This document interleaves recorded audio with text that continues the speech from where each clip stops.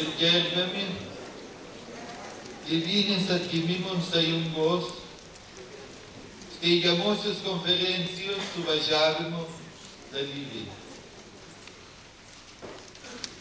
Šiandien iš tikrųjų neeilinė diena mums visiems, neeilinė diena ir šalies gyvenime.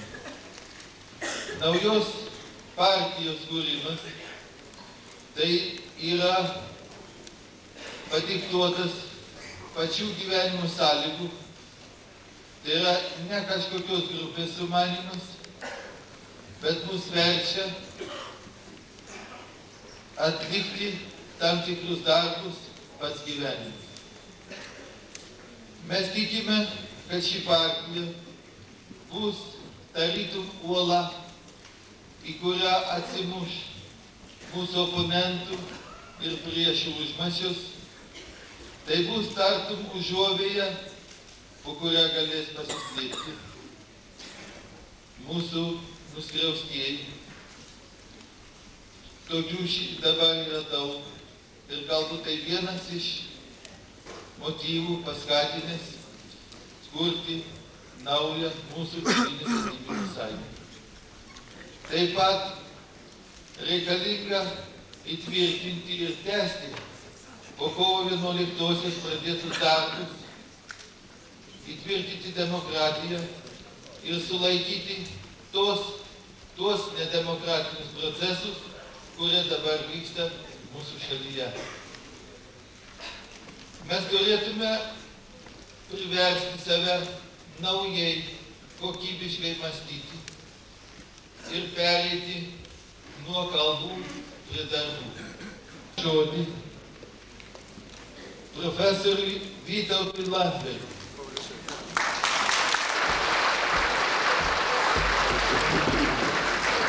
Ačiū. Mieli bičiuliai, Lietuvos laisvės ir atgimimo bendražygiai, labai džiugu šiandieną būti čia, kartu su jumis būti visiems kupiniems ryžto šitoje steigiamojoje ir darbinėje konferencijoje. Per kelerius metus Lietuvoje padaryta nepaprastai daug darbų. Pasikeitė Lietuva, gal ne taip visiškai ir iš esmės, kaip mes svajotume, bet pasikeitė taip, kaip prieš 5 metų tikriausiai dar ir nesvajojome, kad gali taip sektis. Turime daugybę darbo. Lietuva tikrai dar tebėra kryžkelėje. Yra nestabili, pavojinga ir varginanti būsena, iš kurios išeitys, dvasinės, psichologinės išeitys yra dvi. Arba depresija, į kurią galbūt ir norėtų mus įstumti kai kurios politinės jėgos, kurios buvo pripratusios tokiom sąlygom lengviau ir be problemų valdyti, į pasyvumą, į tokią naują nuostatą, kokią dabar maždaug sklinda iš mūsų valdiškos televizijos, kad žmogui reikia truputį informacijos atrinktos arba tariamos informacijos, reikia poilsio, filmukų, koncertėlių, dažnai naudojant sovietinio laikotarpio medžiagą ir vaizdelius, kad tas žmogus nemąstytų kritiškai, pilietiškai. Ir štai šitam atasvara yra kita dvasinė nuostata. Tai yra ryžto ir kūrybos nuostata. Mes turime atlikti tą užduotį, kuri yra nebaigta, kuri yra Lietuvos atgimimas. Tai dvasinis reiškinys. Ir kartu su dvasiniu reiškiniu. Ir iš jo kyla ir visoks kitoks. Ir ūkinis gerovės atkūrimas Lietuvoje. Ir Lietuvos saugumas tarptautinis, padėties stabilumas, ramesnis žmonių gyvenimas savo šeimai, savo vaikams, savo krašto ateičiai. Štai šita užduotis irgi nebaigta, kuri remiasi būtent dvasinio atgimimo problematika, ypač kad buvo tiek daug blogio pasėta, kad buvusio sovietinio moralinio persigimimo arba net išsigimimo bruožai dar gajūs ir vėl stiprinami, vėl ryškėja kartu su žmonių persekiojimu, socialiniu persekiojimu. Atsiranda vėl pataikavimo reiškiniai, šunodegavimo, įskundinėjimo. Yra pavojus, kad grįš į Lietuvą baimė, nusivylimas. Visam tam turime pastatyti užtvarą iš mūsų jau išbandytos drąsos kalbėti tiesiai, viską atvirai ir ginti. Ginti savo artimą, ginti savo bendražygius, ginti visų Lietuvos žmonių teises, būti savo krašto piliečiais ir kūrėjais. Mūsų uždavinys yra sutelkti žmonės organizuotam visuomenės ir politikos darbui. Nes darbo daug, uždavinių daug, geros valios, gerų norų yra labai daug. Reikia organizacijos. Ir tam mes čia esame. Reikia sutelkti žmonės, kurie bus ir valstybės darbo pareigūnai, aš neabejoju tuo, po kitų rinkimų. Turi būti tam tikra atranka, pasirengimas. Turime turėti savo jaunimą, jo organizacijas, jam rengti taip pat būsimųjų valstybės darbininkų pasiruošimo studijas, kursus čia Lietuvoje, kaip pagrindinis uždavinys apginti nepriklausomybę ir demokratiją, apginti demokratiją ir nepriklausomybę. Nes jeigu mes leisim pažeisti demokratiją, įsigalėti Lietuvoje kokiai nors autoritarizmo ar totalitarizmo atmainai, tai kažin ar ilgai džiaugsimės ir tokia vietinių diktatorių valdoma nepriklausoma Lietuva, tai bus kelias į nepriklausomybės praradimą. Mums reikalingi politinės minties klubai miestuose, aukštosiuose mokyklose, jaunimo tarpe. Mes turime turėti žmonės, kurie ne tik turi ateities viziją, bet kurie yra patys mūsų ateities vizija, kurie įkūnys tai, ko mes gal ir nespėsime padaryti. Tačiau turime padaryti, ką galime, kaip darėme per praėjusius kelerius metus arba ir per praėjusius dešimtmečius, kad būtų išsaugota Lietuvoje gyva laisvės ir nepriklausomybės mintis, kad būtų išsaugotas troškimas, kuris atvedė į atkurtą Lietuvos valstybę.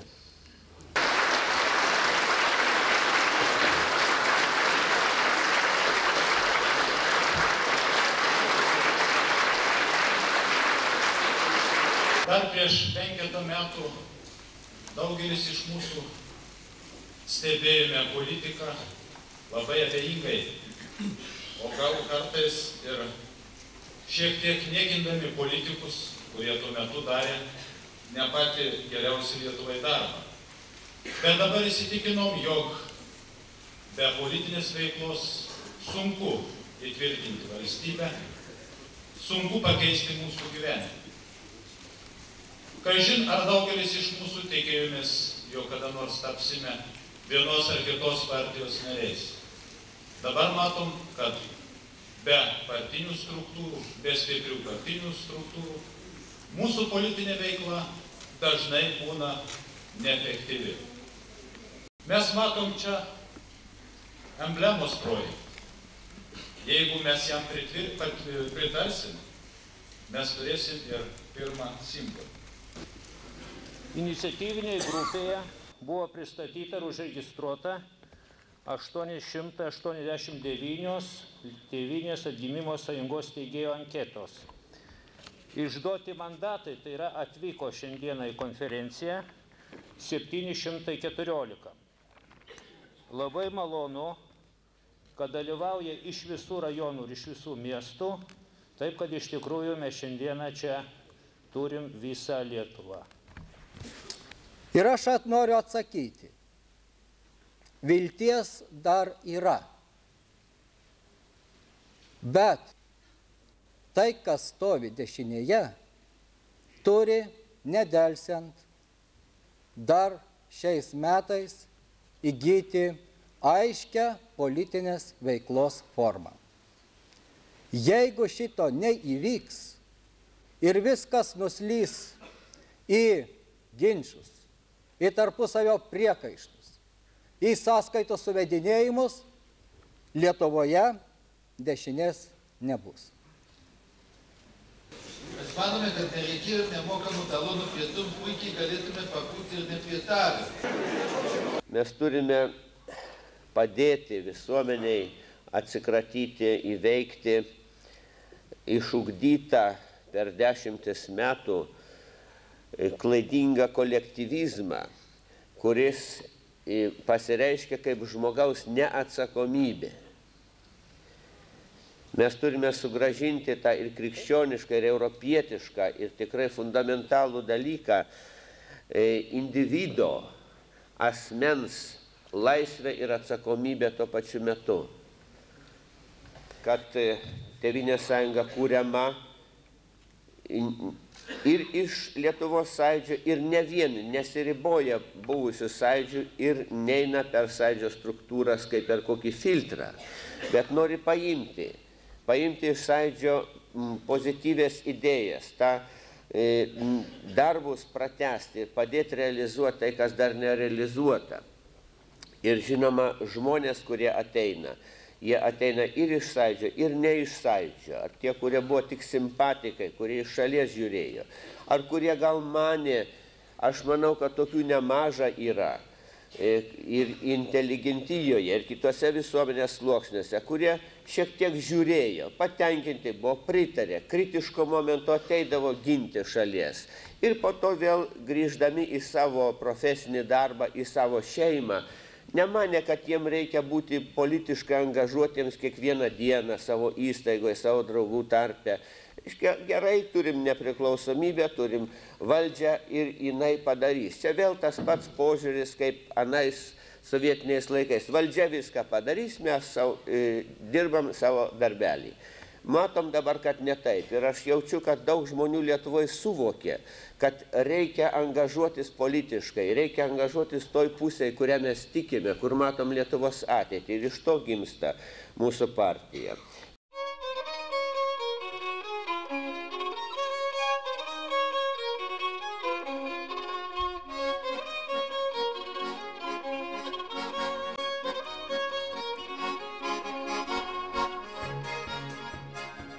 Na, o dėl Lietuvos konservatorių, čia be abejo sutinkam su visomis pastabomis, kuriuose yra minima, kad Lietuvos žmonės dar nėra visiškai pasirengę priimti tokį pavadinimą.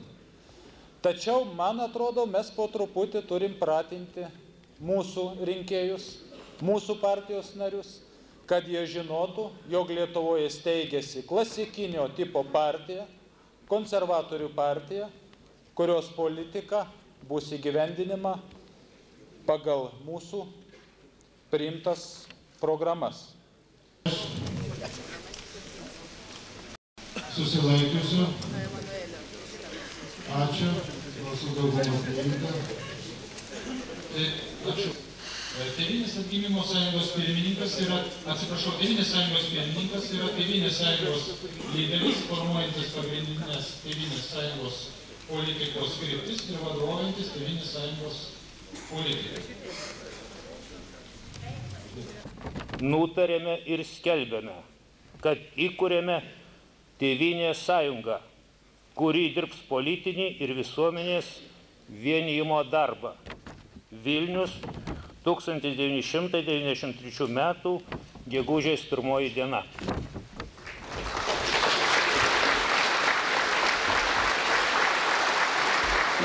Leiskit jūs kuo nuoširdžiausiai pasveikinti Lietuvos krikščionių demokratų partijos vardu. Kas yra konservatorius? Pats didžiausias konservatorius yra grūdas. Jame yra sukondensuota ir užkonservuota tai, iš ko atgimstama. Todėl neatsitiktinai buvo daug šiandien kalbama ir apie atgimimą. Tai ir yra tas grūdas, šita partija, kuriame sukondensuota visa tai, kas turi atgimti, atgaivinti, tai, ką Sąjūdis taip plačiai sėjo visoje Lietuvoje. Aš asmeniškai konservatorių suprantu kaip žmogų, kuris tvirtai stovi vietoje, stovi ant savo žemės, bet antra vertus jis nežiūri į savo praeitį, istoriją kaip į kažkokią muziejinę senieną. Konservatorius yra tas, kuris atviras ateičiai. Mėly ponios ir ponai, noriu pasakyti, kad praėjo 4-5 metai nuo pirmųjų didžiųjų suėjimų parkuose, suėjimų, kurie pasakė ne cinizmui, suėjimų, kurie dėja nepasakė ne dar tuomet kolektyvizmui, kuris, kaip matot, dar vyrauja mūsų visuomenėje. Pažvelkime į Buračio nuotraukas 39 metais. Fotografo, etnografo Buračios. Pamatysite lietuvį kartais basą ant dirvos, kartais savininką stipresnį, bet žmogų tikrai stipriai stovinti ant žemės. Aš manau, kad šitie žmonės, kurie šiandien yra salėje, grąžins lietuvių pavyzdai tai, kas buvo kadais. Tėvynės sąjungos partija jau įkurta, mes paskelbėm deklaraciją. Dabar Tėvynės sąjungos steigėjų iniciatyvinė grupė pavedė man pasiūlyti Tėvynės sąjungos partijos pirmininko kandidatūrą. Taigi aš turiu ištarti vardą ir pavardę žmogaus, su kuriuo mes ėjome sunkiausiais mūsų nepriklausomybės atgavimo mėnesiais, kuris buvo mums moralinės, dvasinės stiprybės ir vilties ženklas. Tai Vytautas Landsbergis.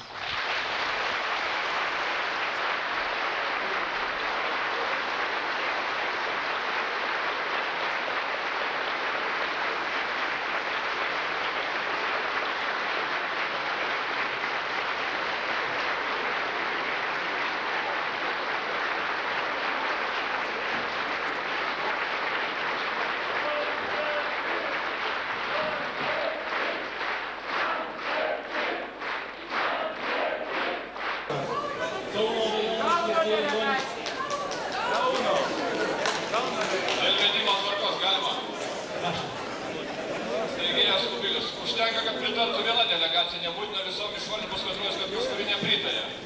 Bet aš noriu priminti, kad pagal reglamentą kitos delegacijos gali siūlyti ir kitas kandidatūras. Bet irgi reikės, kad pritartų jo. Kas už tai, kad profesorius Vytautas Landsbergis būtų išrinktas Tėvynės sąjungos pirmininku. Prašom palaikyti ilgiau, nes... Balsų daugumą pagal reglamentą galime šitą atsakyti. Ačiū.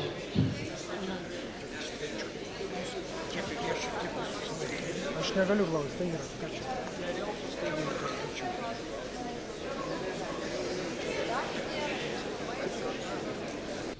Vienu balsu pasmerkėt mane. Pasmerkėt mane dar vienoms pareigoms ir dar vienai atsakomybei. Jūs puikiai žinote, kad aš esu kaltas dėl viso to, kas yra bloga Lietuvoje, kas kur kam nepasisekė. O kadangi šiandien čia mes įkūrėme dar vieną blogybių šaltinį, tai aš būsiu atsakingas ir už kiekvieną mūsų organizacijos, už kiekvieno jūsų nesėkmę, nevykusi pasielgimą ar galima dviprasmišką padėtį. Aš labai noriu jūsų paprašyti, kad mes daug dėmesio skirtumėm kiekvieno čia esančio ir kiekvieno būsimo mūsų organizacijos nario aiškiai, doroviniai, pilietiniai pozicijai ir savo solidarumu kartu būtumėm ir reiklus vieni kitiems. Būkite reiklus man, barkite, peikite ir patarkite. Aš iš savo pusės stengsiuosi ne tik tai vadovauti, kiek man pavyks, bet ir patarti, peikti ir barti. Galbūt mums pavyks sukurti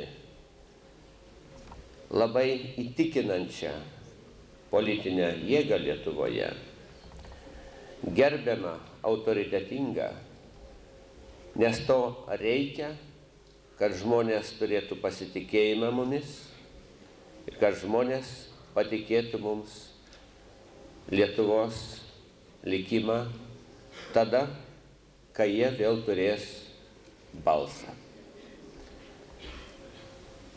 Dirbsime tą kryptimį, dirbsime nelengvą darbą dabartinėmis sąlygomis, kai jis yra varžomas dėl aiškios Lietuvos žmonių sąmonės.